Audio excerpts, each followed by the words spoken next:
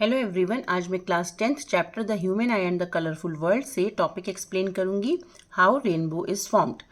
चलिए स्टार्ट करते हैं। अ rainbow is a natural spectrum appear in the sky after a rain shower. It is caused by dispersion of sunlight by tiny water droplets present in the atmosphere. A rainbow is always formed in direction opposite to that of sun. The water droplet act like small prism. They refract and disperse the incident sunlight, then reflect it internally and finally refract it again when it comes out of the raindrop. Due to the dispersion of light, the internal reflection, different colors reach the observer's eye. You can also see a rainbow on sunny day when you look at the sky through a waterfall or through a water fountain with the sun behind you. जो rainbow है वो हमें after rain shower sky में दिखाई देता है। जो water droplets होती हैं रेन के बाद वो एटमॉस्फेयर में सस्पेंडेड होती हैं और ये छोटे छोटे प्रिज्म की तरह एक्ट करती हैं। जब सन की white light in water droplets पे फॉल करती हैं तो इसके अंदर 3 फिनोमिना होते हैं जिसकी वजह से जो रेनबो है वो फॉर्म होता है। सबसे पहला फिनोमिना है डिस्पर्जन। जब सन लाइट वाटर ड्रॉपलेट में एंटर करती है तो क्योंकि वो रेयरर से डेंजर मीडियम में एंटर कर रही है तो जो वाइट लाइट है वो 7 कलर्स में डिवाइड हो जाती है और यहाँ इस पार्ट पे होता है डिस्पर्जन।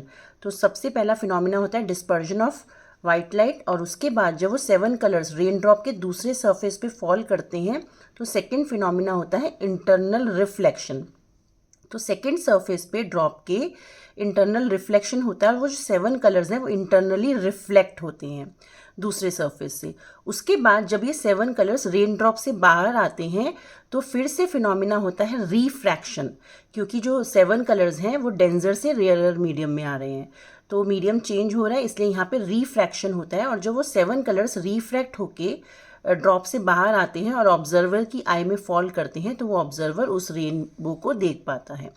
इस फिनोमिना में हमें ये चीज़ इम्पॉर्टेंट है जो ध्यान रखनी है कि जो रेनबो है वो हमेशा सन के ऑपोजिट डायरेक्शन में फॉर्म होता है। Rainbow is always formed in the direction opposite to that of sun. और जब रेनबो फॉर्मेशन होता है तो 3 फिनोमिना होते हैं। पहला है डिस्पर्जन, दूसरा है इंटरनल रिफ्लेक्शन और तीसरा है रिफ्रैक्शन। ये 3 फिनोमिना से ही रेनबो फॉर्मेशन होता है।